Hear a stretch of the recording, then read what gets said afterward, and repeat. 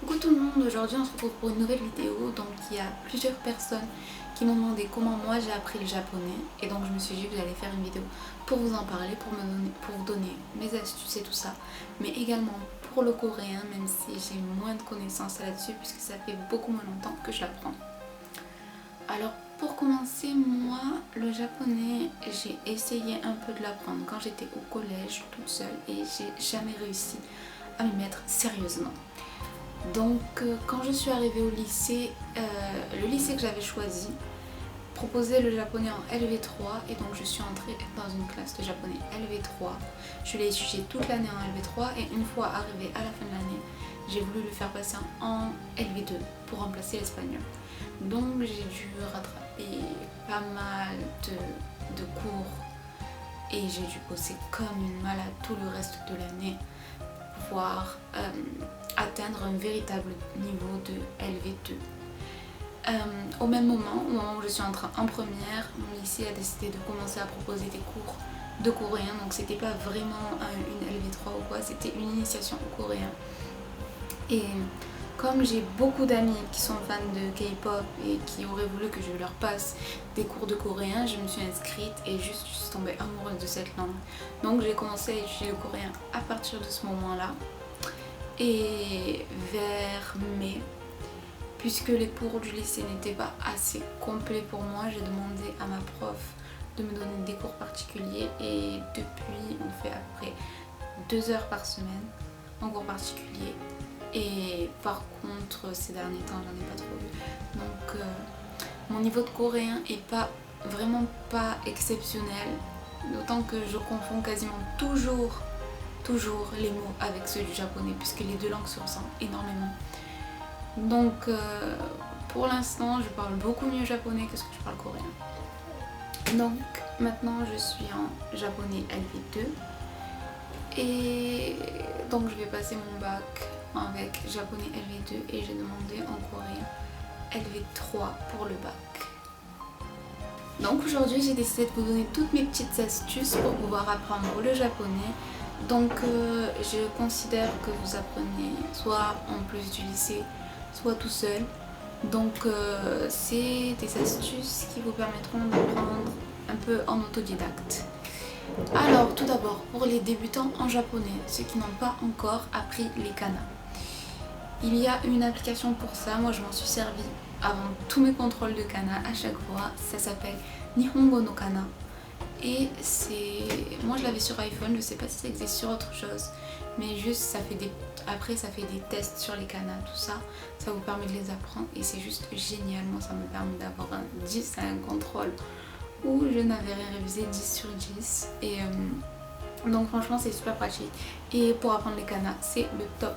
Après pour apprendre les kanas il n'y a pas 1 million de solutions non plus, il faut s'arrêter d'écrire en romaji. Complètement, il faut complètement s'arrêter d'écrire en romaji quand vous écrivez en japonais. Et il faut s'entraîner à lire. Donc trouver des paroles de chansons écrites en kana, des choses comme ça, et lisez. Et au fur et à mesure ça va venir. Donc ensuite, pour les plus confirmés qui ont appris les kanas et qui cherchent à apprendre les kanji, je précise qu'apprendre les kanji est indispensable si vous voulez pleinement apprendre le japonais, parce que j'ai vu plein de gens qui me disaient non, j'apprends pas les kanji, ça sert pas à rien, c'est vraiment indispensable. Donc pour apprendre les kanji, il y a ce bouquin là, celui-là qui est juste super, vraiment, perso je m'en sers très souvent. Et il y a tous les kanji du programme si vous passez au bac. Il y a du vocabulaire et il y a un petit espace en dessous de chaque kanji pour vous apprendre à l'écrire. Il y a l'ordre des traits, tout ça. Et donc vraiment c'est juste super, je l'ai acheté à la Fnac. Concernant les kanji, faites attention, personnellement je me suis fait avoir parce que en fait en parlant avec mon copain j'utilise tout le temps des kanji. Donc grâce au clavier japonais, donc je lis beaucoup les kanji qu'il m'écrit. Et je les connaissais, mais seulement comme je ne les ai pas appris en les écrivant, j'étais absolument incapable de les reproduire à l'écrit. Donc si vous apprenez les kanji, il faut vraiment les écrire, les écrire, les écrire, les écrire, les écrire. Et ce n'est qu'après ça que vous les saurez. Donc même les faciles que je connaissais par cœur, que j'arrivais à lire parfaitement, j'étais incapable de le reproduire à l'écrit. Donc faites attention, surtout écrivez, écrivez, écrivez, écrivez. Ce n'est que comme ça que vous réussirez à apprendre les kanji. Et donc c'est aux éditions Ellipse. Concernant les éditions Ellipse, il y a mon prof de japonais m'a dit qu'il y a pas mal de livres bien pour apprendre le japonais. Mettons des livres de vocabulaire par exemple. Je sais qu'il y a Neko no Kotoba. Je ne l'ai pas encore acheté mais je prévois de l'acheter. Donc il paraît qu'il est super. Et il y a beaucoup d'autres livres aussi pour l'apprentissage du japonais. Donc aux éditions Ellipse. Donc ensuite pour les kanji. Ce que je peux vous conseiller, bon d'ailleurs pas que pour les kanji, aussi pour n'importe quel mot, il y a aussi des expressions dessus. L'application Imiwa dont je vous ai parlé la dernière fois dans la vidéo, c'est vraiment juste le top si vous avez un iPhone, un iPod ou un iPad. Vraiment c'est juste super. En plus si vous allez sur internet ou quoi et que vous copiez-collez un texte en japonais, vous retournez sur Imiwa, ça vous sort l'analyseur qui vous aura analysé tous les mots de la phrase pour vous donner chacune des significations de chaque mot. Vous l'écrivez en romaji si vous ne savez pas le lire. Et voilà, il vous donne la signification de chaque kanji à chaque fois que vous copiez-collez un texte. Donc vraiment c'est juste super. Vraiment pour moi c'était indispensable comme outil. Ensuite, si je peux vous parler du coréen, j'utilise ce bouquin de cours. Voilà, cours de coréen niveau débutant. Moi c'est ce bouquin là que ma prof m'a demandé d'acheter. Il y a un bouquin de cours dedans, un bouquin d'exercice et des CD. Donc si vous apprenez tout seul, il y a les CD et tout, c'est juste super. Après c'était un peu cher, je crois que je l'ai payé 35 €. Mais bon voilà, après ça vaut le coup si vous voulez sérieusement apprendre le coréen, ça vaut bien sûr le coup. Donc ça c'est juste exceptionnel comme bouquin. Vraiment, il y a des dialogues, il y a du vocabulaire et chaque cours est super clair. Donc voilà. Je crois que c'est tout pour mes astuces. Ah non, pas seulement. Pour bien apprendre à maîtriser le japonais ou le coréen, trouvez-vous des correspondants. C'est juste le meilleur truc qui vous permettra de vous améliorer. Par contre, cherchez des correspondants à partir du moment où vous savez faire au moins des petites phrases simples. Et ça suffit d'ailleurs, des phrases simples. Vous arriverez à vous en sortir. Trouvez-vous un correspondant ou une correspondante coréenne ou japonais et parlez-leur en coréen ou en japonais. Jamais en anglais parce que sinon vous allez parler seulement anglais, seulement anglais, seulement anglais tout le long et vous n'arriverez jamais à vous améliorer comme ça. Donc trouvez-vous des correspondants, parlez-leur souvent le plus possible et si possible demandez-leur de vous corriger quand vous faites des fautes.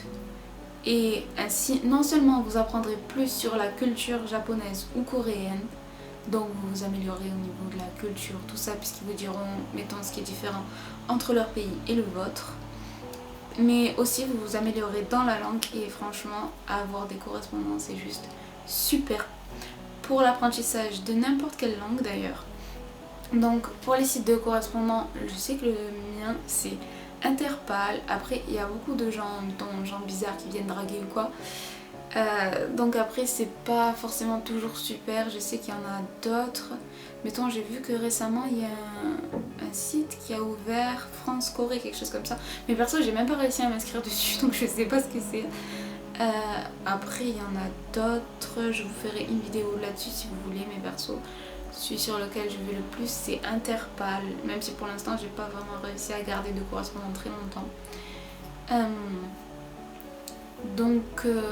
Si vous avez aussi la possibilité avec vos correspondants et que vous avez une maîtrise, si vous arrivez à une maîtrise à peu près correcte de votre langue, de la langue que vous apprenez, essayez d'appeler votre correspondant. Alors il faut savoir, par contre, pour les correspondants, si vous voulez un correspondant japonais, il vous faudra télécharger Line sûrement, parce que les Japonais utilisent énormément Line, ils l'utilisent plus que Facebook, même si j'utilise Facebook aussi. Moi, quand je suis allée au Japon, j'avais Facebook et tout le monde m'a demandé crée-toi un Line s'il te plaît, tout que je puisse t'ajouter. Donc Line, ce serait indispensable pour parler au japonais. En plus, vous pouvez appeler gratuitement. Et pour les Coréens, ce sera Kakao Talk. Donc voilà, selon le correspondant que vous voulez, il va falloir que vous téléchargiez une application de ce genre. Après, voilà, après avoir sympathisé ou quoi, demandez-leur sur Line ou Kakao Talk et parlez-leur de plus en plus, et vraiment ça vous aidera. Après aussi, on va pas se mentir, vos profs d'anglais ou quoi vous l'ont sûrement déjà dit, mais regardez des séries, donc des dramas, des animés, c'est juste super pour l'apprentissage.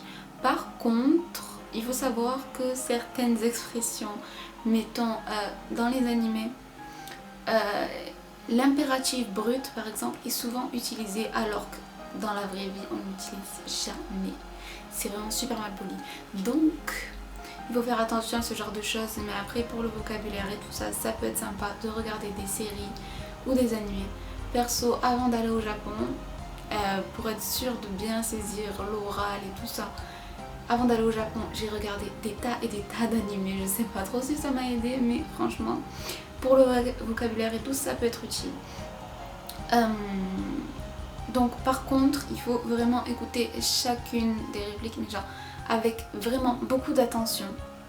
Sinon, si vous écoutez pas et que vous vous laissez juste prendre dans l'histoire et tout ça, ça ira pas, ça vous aidera pas.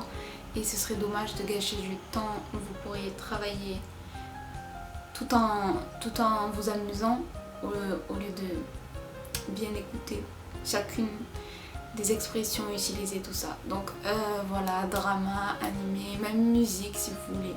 Vidéos YouTube aussi, parce qu'il y a certaines vidéos YouTube qui sont faites par des japonais qui sont sous-titrées en anglais, donc perso moi je regarde souvent ça et ça m'aide énormément.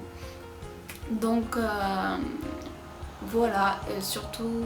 Ah aussi, personnellement je me suis beaucoup améliorée en japonais, notamment en kanji, en jouant à des jeux.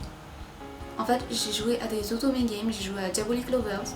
Et en fait, comme les personnages parlent, et qu'en dessous il y a la ligne de dialogue, tout en kana et en kanji qui s'affiche, ils lisent les kanji à haute voix. Donc ça m'a permis de connaître des tas de kanji dans la prononciation, mais aussi jouer avec la traduction anglaise à côté.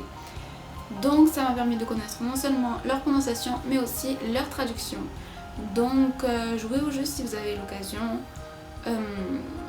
Donc voilà, ces deux moyens vous permettront d'apprendre le japonais ou le coréen aussi, puisqu'il y a des jeux en coréen, j'en ai, ou le coréen en vous amusant. Donc voilà, ce n'est que mieux.